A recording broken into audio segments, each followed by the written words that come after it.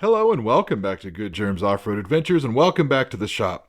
You can see the wife's Jeep behind me here, and if you haven't seen any of the videos on the Jeep before, you might be wondering, well, what's the Cherokee, that thing, doing on the Off-Road Adventures channel? Well, we use this quite often to tow the flatbed trailer with extra off-road vehicles, quads, the side-by-side.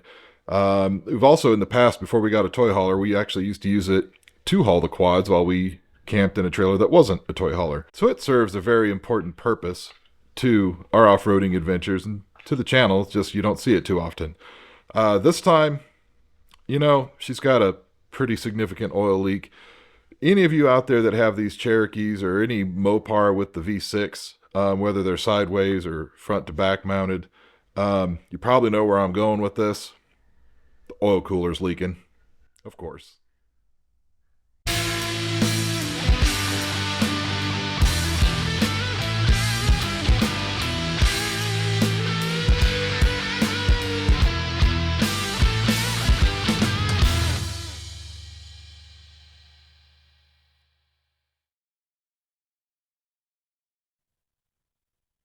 So we know that it's leaking because this is where we normally park it, and as you can see, there was oil spots all over the ground.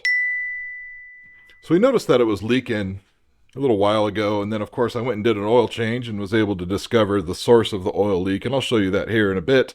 But I guess we're going to have to fix that so it continues to retain all of its oil, which is fairly important to a motor. Before I can show you the leak, we've got to get this thing off, so just grab it, yank up on it, and then throw it away. You might not want to actually throw it away, and in fact I didn't even throw it, I just set it on the ground nicely, just saying. So I'm going to do my best to show you the source of the oil leak, but if you look down here by where the oil filter lives, I'm going to try to turn this light in such a way that I don't blind you. It's really hard to see down in there. You can kind of make out some oil. Well, no, you can't. I just can't seem to get it on camera. But anyway, down below the oil filter housing, which the oil filter housing is actually part of the oil cooler. You might be able to, nope, can't see. There's some oil that you can see, just can't get it on the camera there. Anyway, that's a very common oil leak on these things, mainly because they make it out of plastic for some reason.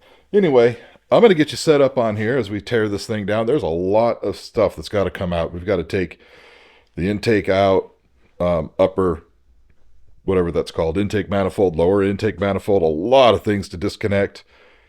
And well, I've never done it before. I did watch a video on the YouTube here to kind of help guide through it. And I'll link that video below because it's actually a very good video done by some sort of mechanic.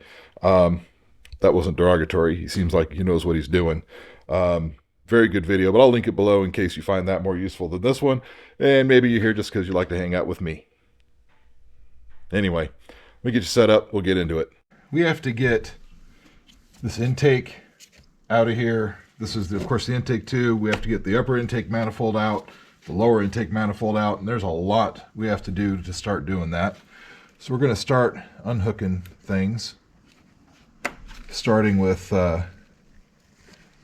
this thing, which is I forget what it's called. It's an evap purge valve, and I've actually had to replace this once already. We had a small evap leak and it was this valve, very common on this engine, but we've got to take it off. There we go. Unplug there. And it can just lift out of here, and then we've got one of these clips here that hold it in place. Well, the guy in the video was using one of these,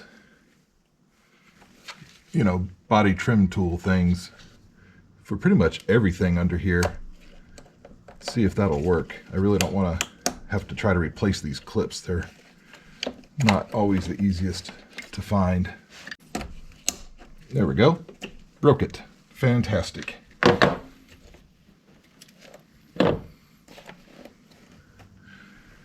I don't even know where the rest of it went. There's a sensor, there's a thing back here. Unplug. Okay, that's part of the throttle body. Oh, we have to get this little clip back here out.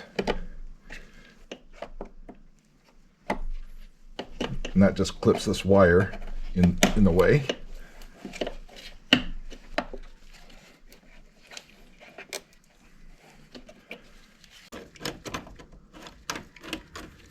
And there's another one here. Yep.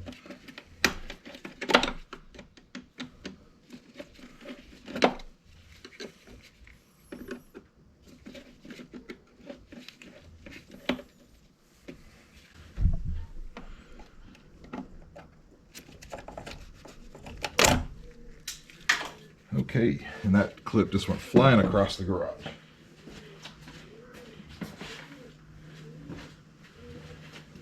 And that's one of these giant plastic body clips, because let's put the engine together with plastic body clips, because that makes a lot of good sense. Okay, see if we can get this pushed off the air box.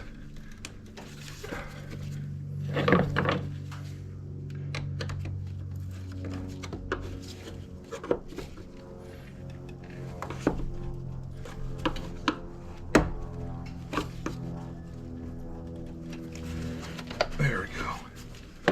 And then there's a clip in the back, and from what I understand, you can just kind of lift up from the back to get it, and then we can pull this out. Lovely. And I don't even know what the clip in the back sat on. I think it just sat on this rubber grommet right here. Yep. And then we need to get the rest of this wiring harness out of the way. So pull that off.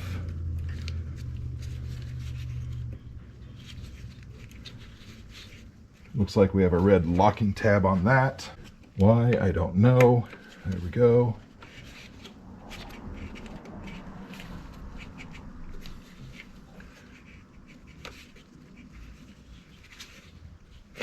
There we go. That's that one. And what takes that off? More of the same.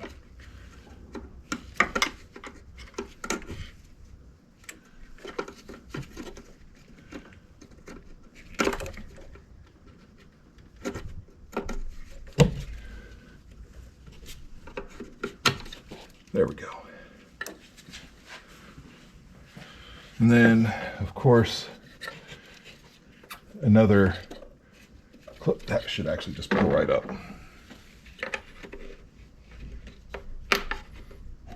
There we go. And we can put these wires back here somewhere.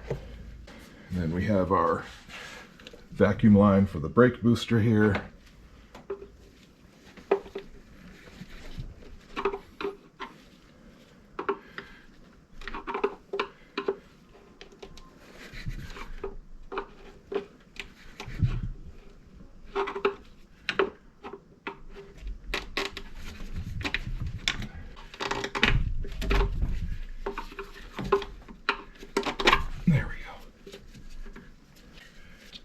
All this is, oh wait, here's another one back here, because we need more of that, please.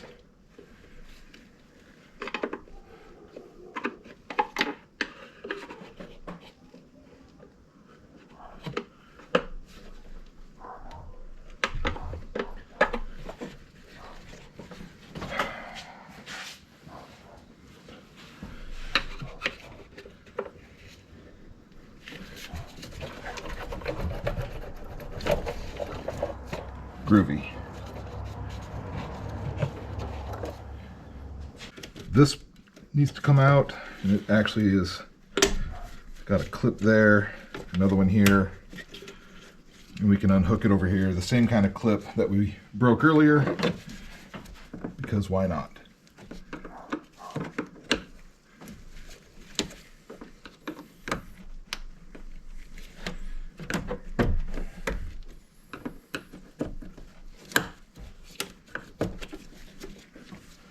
If anybody has any suggestions and ideas on how to take these out without breaking them, please let me know. Because these are stupid things that just break like that.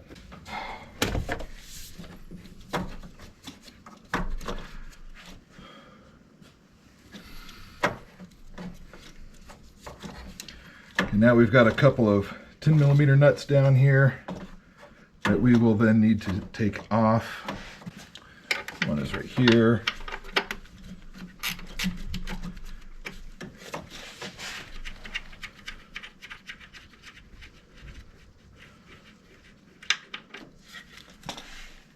And the other is down here.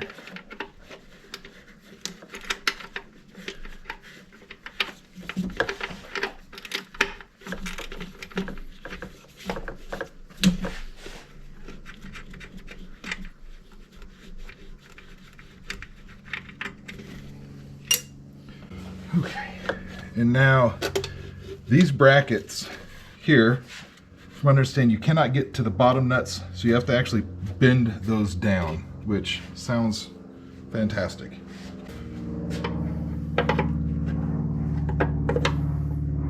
And I don't recall how he snuck his bar in here to do it.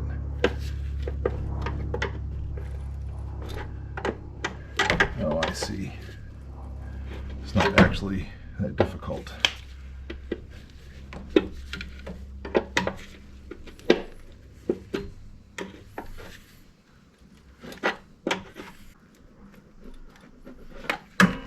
Let's see if that's enough.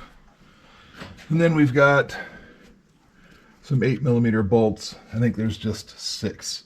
And this upper intake manifold should come off.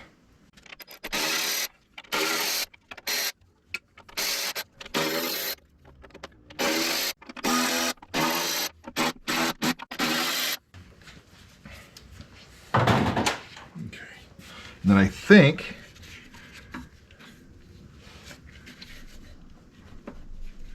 oh, there's 2 more nuts back here. Of course there are.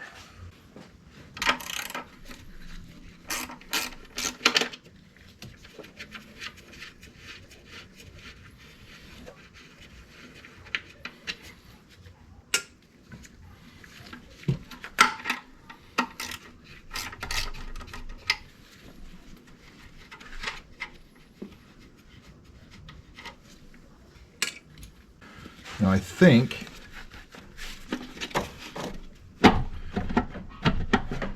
we've got to get it past these brackets on the front, of course.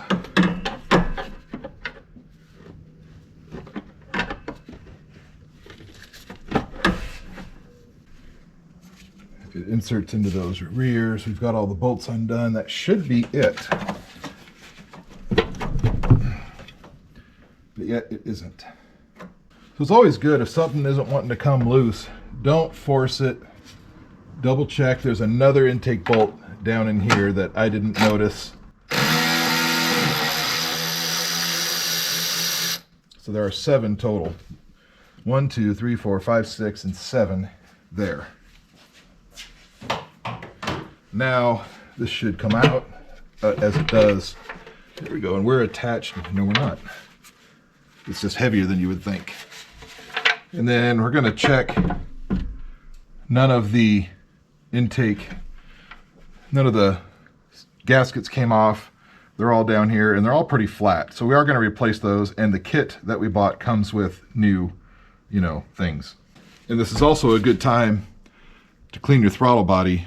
If you have some cleaner, since you have that out, it's a good time to go ahead and do that. Okay, and then we need to take this piece of foam out of here. And then we're going to check to make sure we didn't break anything by bending these forward. It looks like we did not, which is nice. And now we need to disconnect all of the fuel injectors, which is swell because that's more of these plastic clips that we're probably going to break. The guy in the video made it sound like it's not a terribly big deal if you actually do break them. I'm just going to try not to break them. Anyway, you can see intake, these are the fuel rails here, and fuel line. Now he did this without disconnecting this high pressure fuel line here, just disconnecting the electrical from the injectors. we have to pull up on these red tabs, which according to the guy on the video, he says they like to break. And he said not to worry about it. So we're going to do our best not to break them. Oh wait, there it goes. It popped up. And then he said you squeeze something. Oh. So I'm going to display this now that this is out. So this is what popped up. And right here is what you push in on to get it out. Okay. There we go. Maybe if we undo some more clips and free up this wiring harness a little bit. There we go. And quite honestly, I'm probably going to go ahead and unplug here as well, if I can figure these out, because we are going to change the spark plugs while we're under here. And these just push down and come off like that. There we go.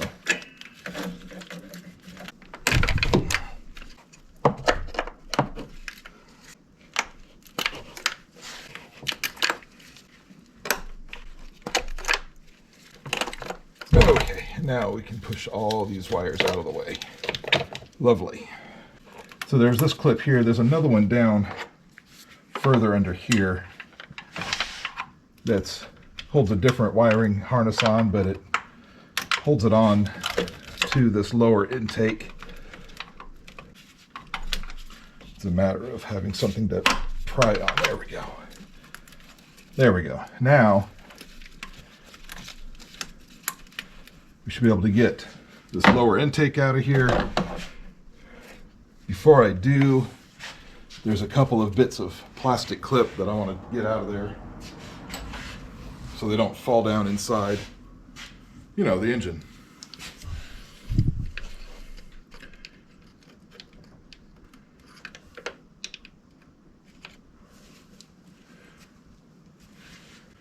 Back once again to the 8mm.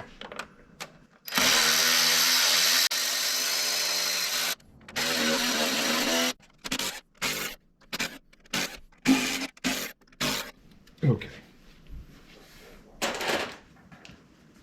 Like I said, this now should just, yeah, get stuck on more things. Oh, there's one there. Maybe I didn't get it all the way.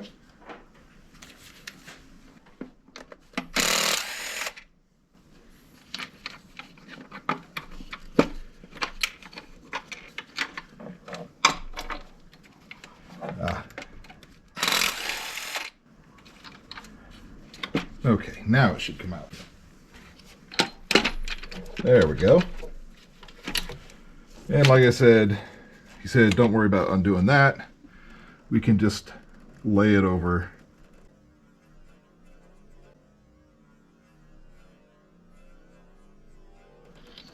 Kind of like this. And that should be fine. And again, we're going to check these gaskets. They're all pretty collapsed, so we're going to replace all of the gaskets. And now we can get a look at the oil cooler, and you know, we can see that she's been leaking. To get the cooler out, we've got to unplug the oil temperature, I think it is. And then we have the oil pressure switch at the bottom, and then we have this coolant line here with a zip tie that typically, according to the guy, says breaks all the time. So before going any further, I am gonna go ahead and put a little rag down each side or each cylinder intake hole. I'm not gonna go too crazy. I don't want a bunch of plastic or paper tearing off inside, but everything else we're gonna do down here, I don't want anything falling into, obviously, the engine here. However,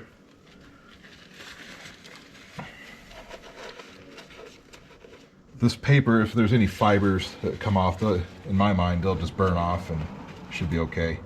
Sure. Have a look down inside each one of these intake areas of the heads and make sure there's nothing that has fallen in.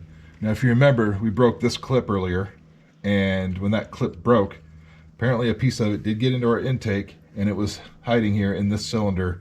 So I just took a shop vac and vacuumed it out, and then while I was at it, I just did every cylinder as well, just to make sure there's nothing else in there that shouldn't be. I don't really want plastic dropping down into the cylinder, and you know, I'm sure it would probably just push out the exhaust, but we don't want to risk that. Okay, so now we need to unplug oil temperature sensor. Down here is the oil pressure switch, which the clip looks like it's on the bottom, so we're probably not going to get to unplug that until we take this whole thing out. And then of course we have a coolant line that runs into it that we'll have to unhook, but we'll have to unhook it after we pick it up as well. There is a plastic clip down here holding the zip tie to hold that down, which is again fantastic. So I'm going to actually try to get that out now.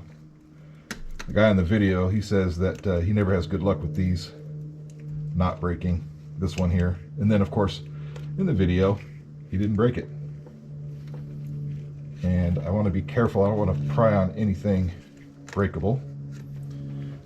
Actually, I think he went in with something like this and kind of did that, which is frightening, but we'll see if that is anything at all.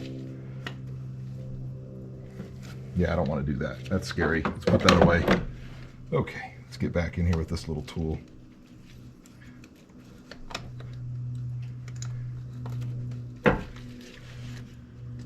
This is just another one of those things. It's just a zip tie to hold a thing down.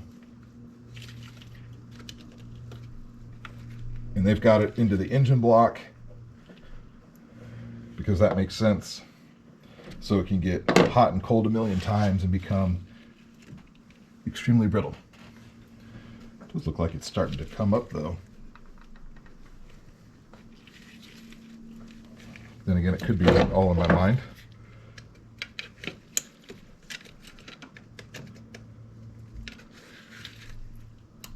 Oh, it's coming though. So I just wedged this kind of under it and put my pry bar under that. And there we go. Well, that wasn't too bad. That's loose. Let's see how I do this. So it's got this red clip that needs to slide up.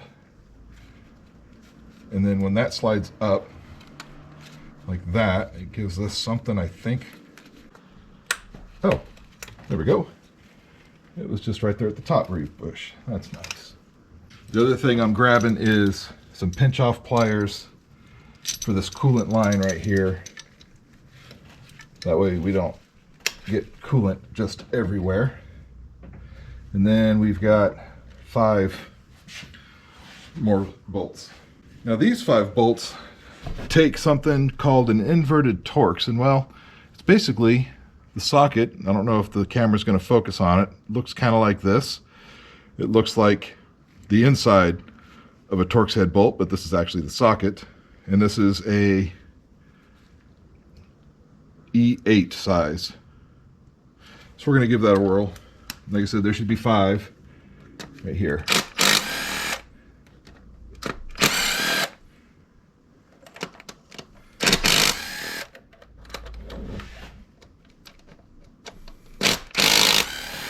And then there's one more back here. And I can't see it.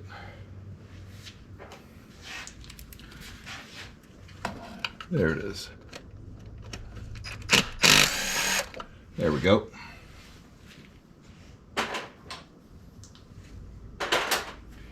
Now this should just lift out of here, and it has, and it's going to drip all of the oil that's contained inside of it out, which is great. And that's putting a lot of oil down in there in the valley of the engine, which is also great. This over, let's unplug that. And then we need to get this unplugged. So I'm going to grab these pliers here.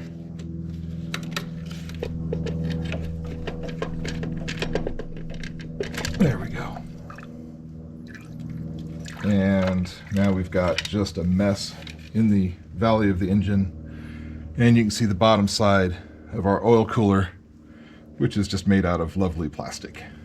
Now we're going to have the fun job of getting all this oil out of here. Now that guy recommended having some kind of sucker fluid extraction tool to suck all this fluid out. I have nothing of the kind, so I'm stuck with just doing it kind of this way, absorbing it all with paper towels. It's going to be a good time. And there is a lot of oil in here.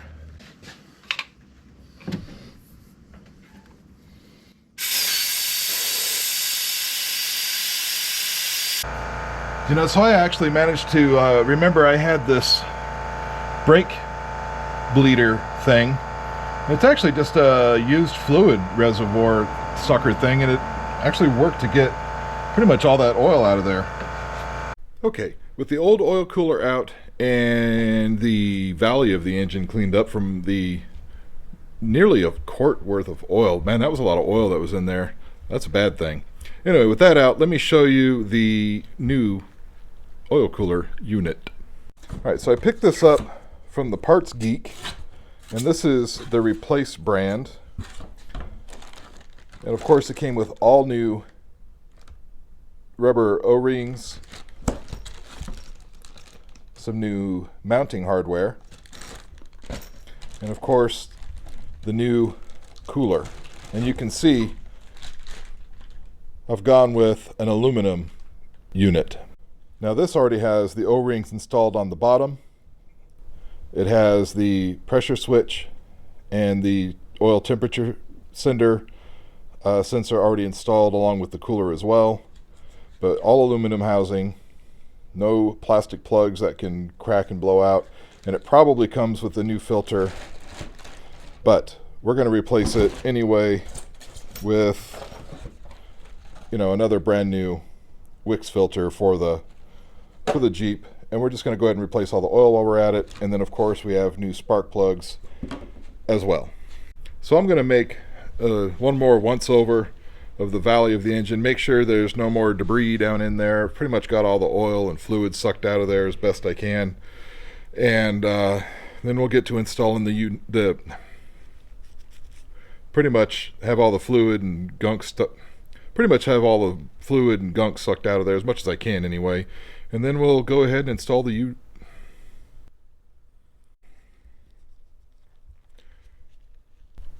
So I'm going to take another look, just to have another once over look, make sure that we don't have any more debris or anything else in there preventing us from continuing forward. And then we're going to get ready to install the new unit. I think we'll have to clean up a few of these ports down in the bottom. That's fine. I've cleaned up around the intake ports as well, and I think we're about ready to reinstall. I'll get those cleaned up and we'll start installing. Interestingly, the sensors and switch on here are facing the same direction that they were on the original unit. Anyway, let's get those harnesses out of the way, and let's get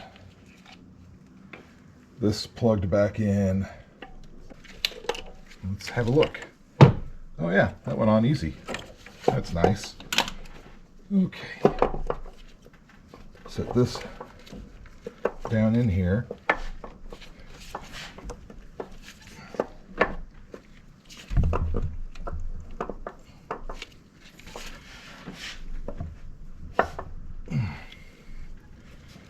Well, what is in the way?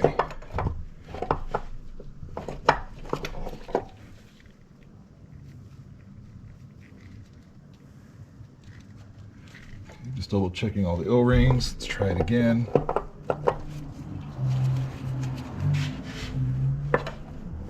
Oh, there it goes.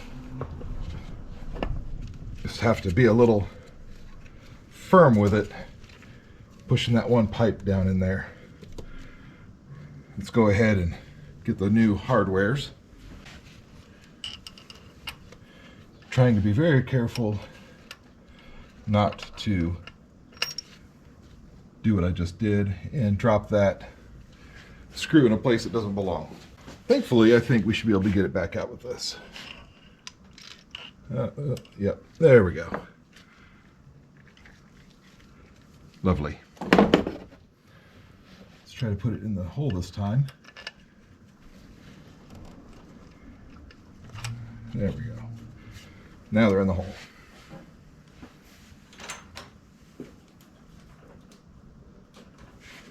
And I'm not going to run these very tight. I just want to get them all started. So I've gone in and done some research, and well, these take a torque to 106 inch-pounds, which is not a lot of inch-pounds.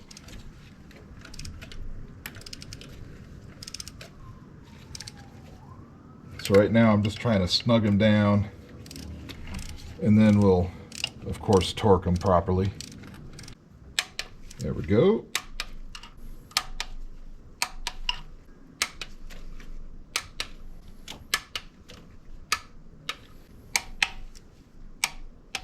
Perfect.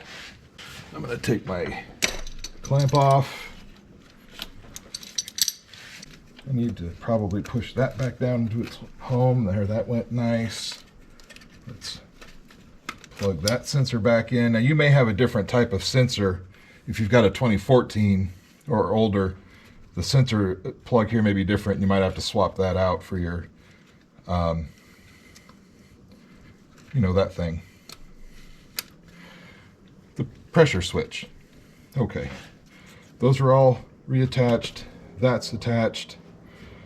And now I need to clean off the bottom of the lower intake and get those gaskets out of there. So I'm going to do that real quick. Just get a pick, pop all those out, and a nice clean rag will clean that up real nice.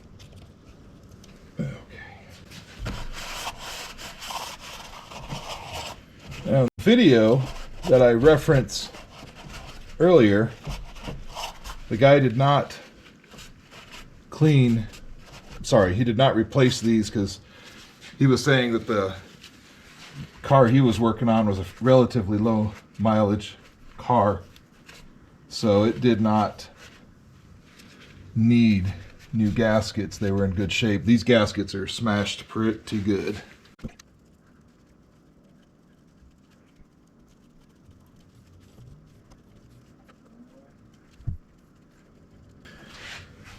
All right, now it may seem obvious, but before you go putting your intake back on, make sure you, if you've put rags in here, make sure you've taken them all back out.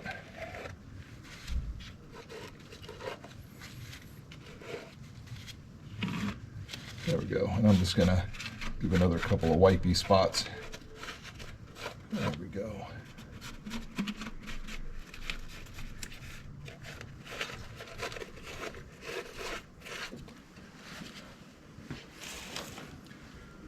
And this, with all of its new O-rings, should go back home.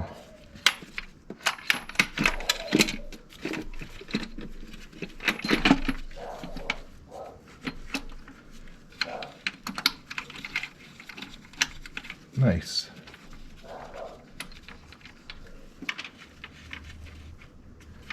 I'm just trying to see if these all start, you know, by hand, kind of telling us we got it in the right spot.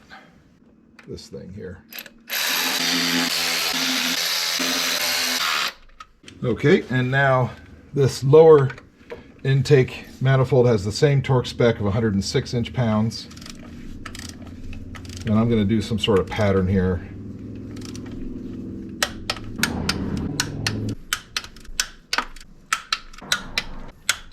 Here's where I'm going to stop, because now I'm going to replace all of the spark plugs. So I'm going to probably just lay something across the top here so we don't make it dirtier or Just going to do that. And I'll set that on there to weight it down. I just don't want anything more falling in the cylinder. Okay. Well, you know, spark plugs are pretty simple. You've got, you know, your coil packs here, and there's not much to them, you know. You just undo the hold down screw.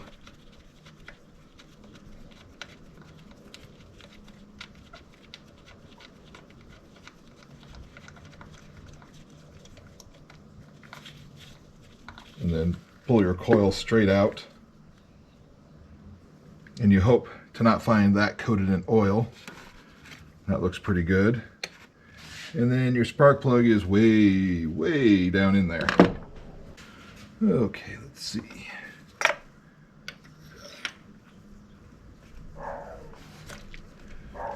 All right.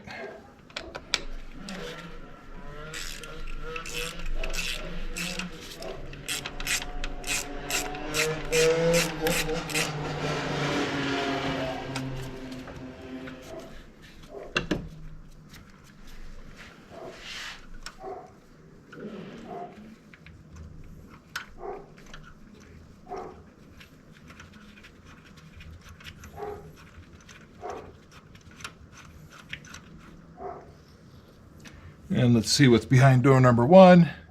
And that is apparently a well-worn spark plug. Now I do know that these are supposed to be gapped to 44 thousandths. Let's see where this one's sitting at. This one is at about 51. Whoa, no, even more. Shoot, we're at like 57, 58 thousandths. Well-worn indeed. And it was a champion at one point. Interesting. So what we're going to put in are the Azine GK Iridium spark plugs. And they are already torqued at 44 thousandths from the factory. Checked all 6, and they're all spot on. In we go. And we're just going to kind of do that by hand until it seats. Well, until it bottoms out. Then we'll seat it with the ratchet.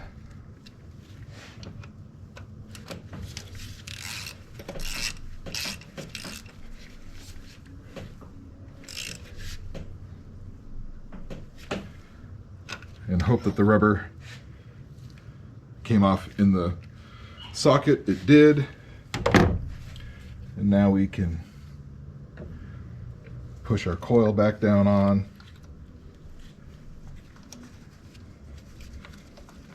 Interestingly, I don't get the click, so we just hope that that's good.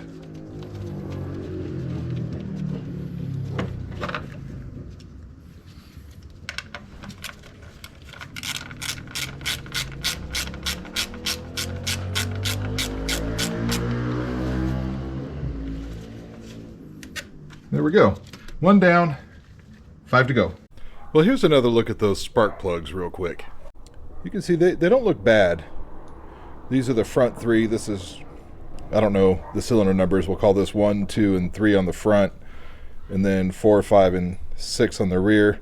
They all looked pretty even. Some were, you know, well, focus, dang it.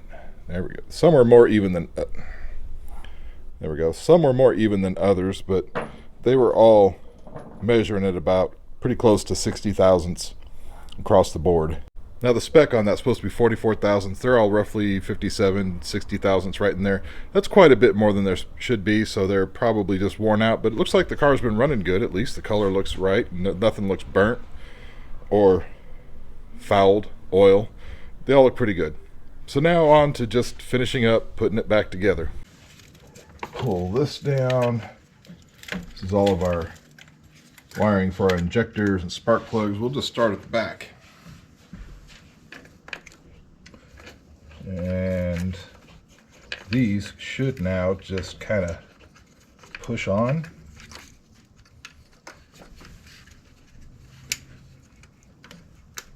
Oh yeah, that's much easier going back together.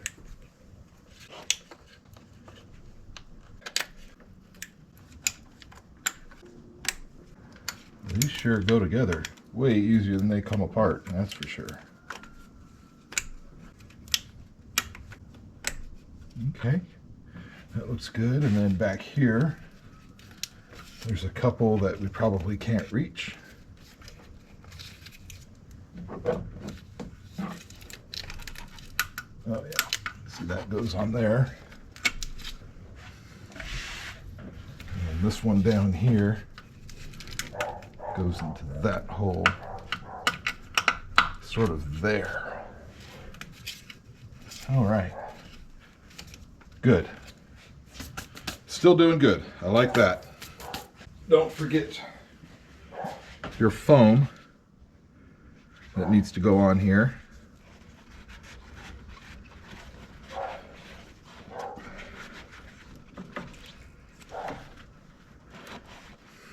Sure. And don't forget to change those out. So just use a little pick and pick out the old O-rings. Remember, these are damn near squished flat, so I don't feel like we should run them. There we go. And now it's time for the new O-rings. Just push these down into place. And I like to loop them all on a finger like this, so I'm not trying to hang on to them. I just made that up. Do with that information what you will. There we go. These O-rings that came in this kit feel quite nice. Now we've gone ahead and cleaned the throttle body, and it is time to put the intake back in its home, the upper intake.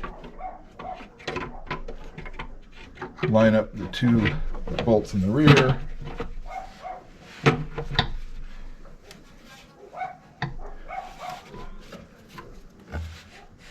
Right here into this clip. That just does the wang dangle over there. We need to set down over this bracket here that is sort of in the way and had to be bent. Now these are more like screws, and they're just going down into plastic.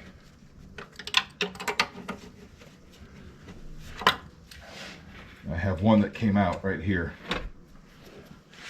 See, these are just screws going into plastic, so you don't want to get all kinds of crazy with these.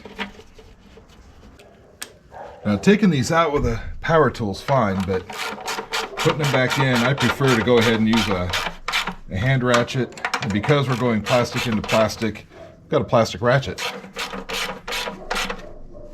Actually, I like the plastic ratchet for quarter drive, mainly because in my mind, it'll make it a lot harder to strip a bolt, break a bolt, all those things.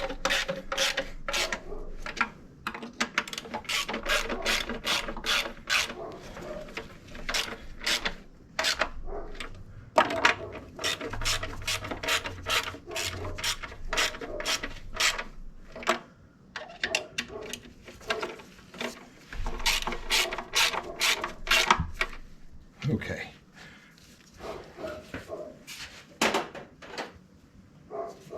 And now we're coming back with a torque wrench because these torque as well, but only to 86 foot-pounds, which is not a lot.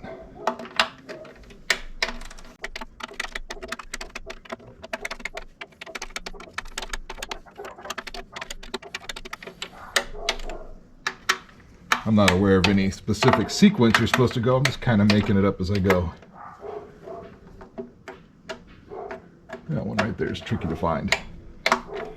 Okay, attached. And then back in the front, we have these two brackets that we've bent one direction, and now we kind of need to bend them the other direction somehow. At least enough to get the nuts started on them so we can attach the nuts.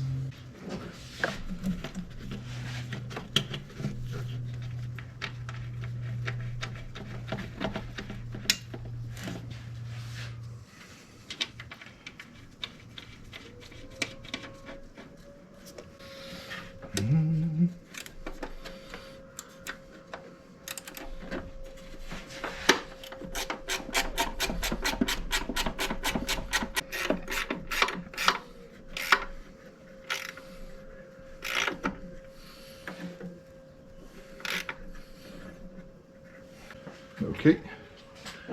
And we also have the two nuts that go back here.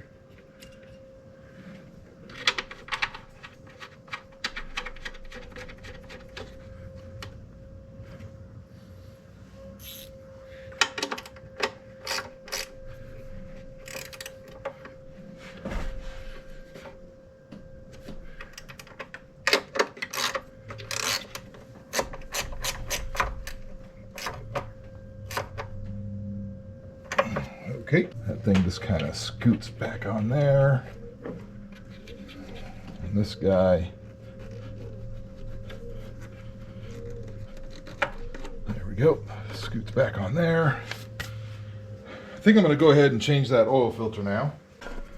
I think I mentioned it before. I don't know what that is, so we're going to take that out and throw it away. And remember, always put a little coat of oil on that new O-ring when it goes on there. Okay. Now we've got our new Wicks filter and O-ring. Probably put a little dab of oil on that O-ring as well. Here we go. There we go. Okay.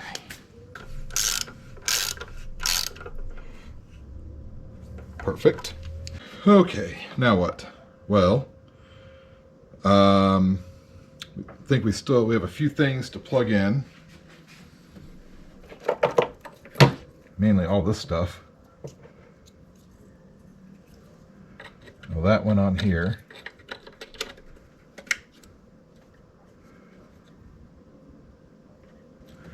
What did this go on? Oh, this went on here.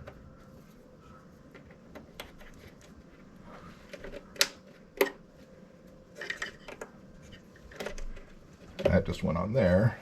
This one on the back side for intake, that also went on, actually it went on the,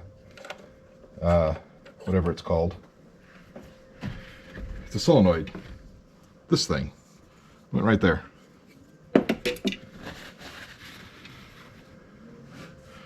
Let's have a look around and see what else we're missing. This needs to be reattached, and it was sort of just shoved on here onto our air box.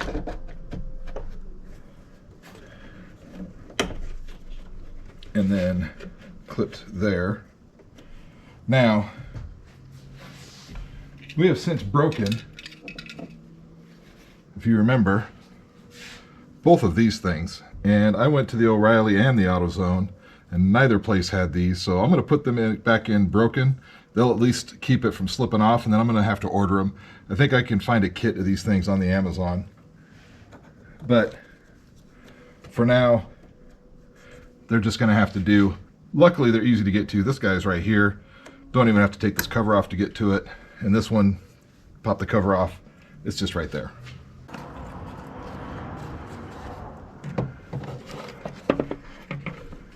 So this could be tricky.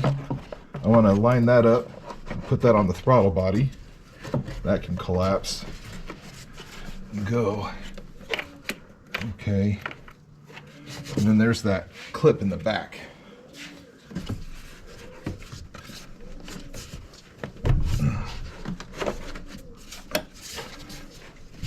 And I don't know if it seated or not, but it kind of feels like it did. Everything is connected.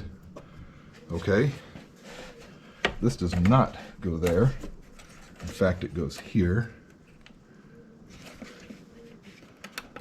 Like that. Okay. Plug back here. Line it up properly. That's always helpful.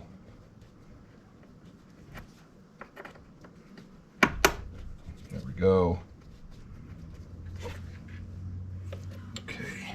Here's another one of these things back here. Sure. Okay. What else? Oh yeah, this thing plugged onto here, sort of, just a clip. Here's a clip here with weight on that. let's get this thing back on. That just pushes on there. And that'll just go in there. Push down on there. Yep. Let's get our broken clip here.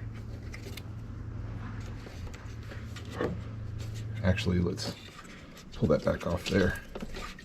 Let's do this like this. Push our broken clip.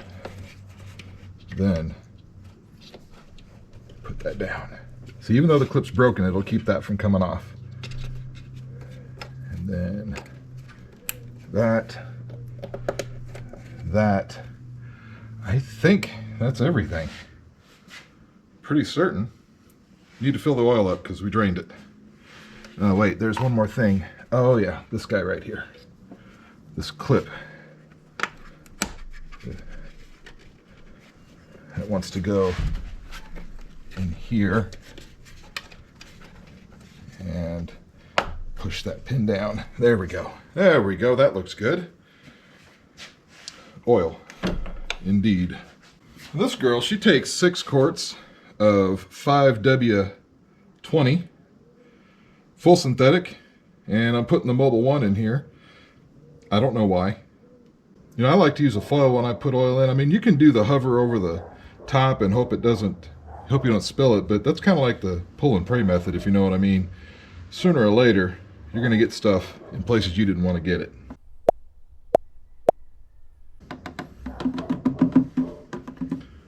Okay, tighten these guys up because I almost forgot.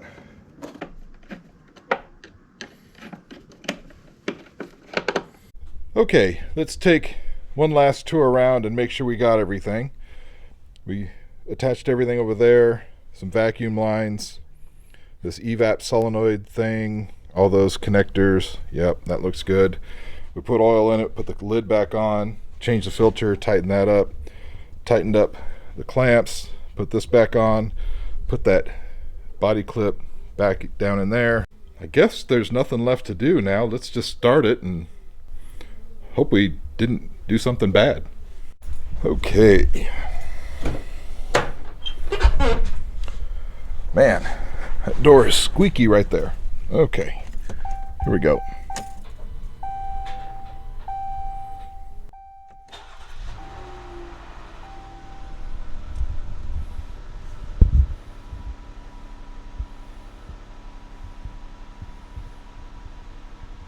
Sounds pretty good.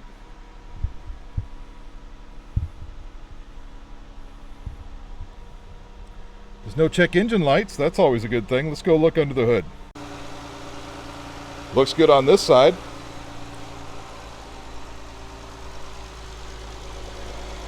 And I know you can't really see it too well, but I can see around the oil cooler down in there. I don't see any new oil piling up. That's always a good thing. I don't see any obvious leaks.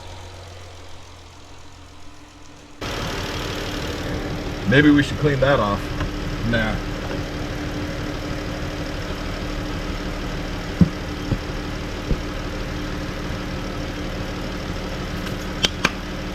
Well, I think we did the old Jeep some good. You know, it's knocking on about 114,000 miles, like 113,700 and some change. You know what I mean. And let's see, we've never touched the spark plugs, never been into this thing other than changed that evap solenoid on the top of the engine once because check engine light and it said that's what it was, and it fixed it. Some brakes, struts in the front, A-arms in the front, or control arms. There's a video on that. Link that somewhere anyway. But you know, when you have an oil leak in a car like this, it's a bit alarming. These newer cars, man, they are just not easy to work on. Thankfully, this wasn't really all that bad, you know. A lot to take off, and I do think it's a bit silly to have plastic intake manifolds that come apart and sit on top of the spark plugs and where the coils are, and have an oil cooler that is made out of plastic so it can crack and then leak oil everywhere. And while I get it, that means stuff can break. You can take it back and pay the dealer to put new parts in it that are just as bad as the parts you took out of it. You know, an oil leak, if you're not paying attention, that can ruin your car. But I think we've solved it, and we put an aluminum cooler in there, and that should do a lot better at least according to the description. Now you can buy those coolers on the Amazon website anywhere from 50, 60, 80 bucks. Plastic or aluminum, and the cap can be plastic or aluminum. You can also get, there's like the Dorman brand, it's like $210 or so dollars, depending on where you buy it. I think AutoZone is like $300 something dollars for the Dorman. Quite shocking. But I did the replacement brand. That's the actual brand from the Parts Geek. Like I said, I'll put the part number below and the link to the, the part. And it wasn't as expensive as the Dorman, but it was pretty close. It was like $168. But no negativity about it. They said the sensors worked, which is another issue that people have, is that the oil pressure switch that's in it, in those cheaper units, they don't work, and then that's a lot of work to get back down to it again. So if you're going to do the cheaper one, reuse your original oil pressure switch.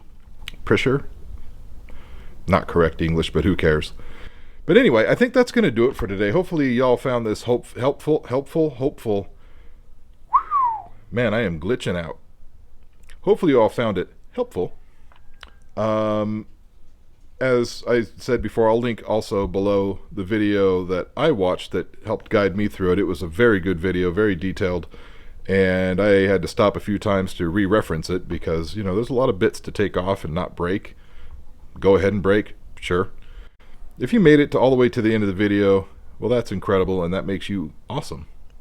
If you wouldn't mind, do the subscribe if you haven't already. Like, share, comment, all those things really help a lot, and I appreciate everybody that's been sticking with me and hanging out with me as I continue to make videos.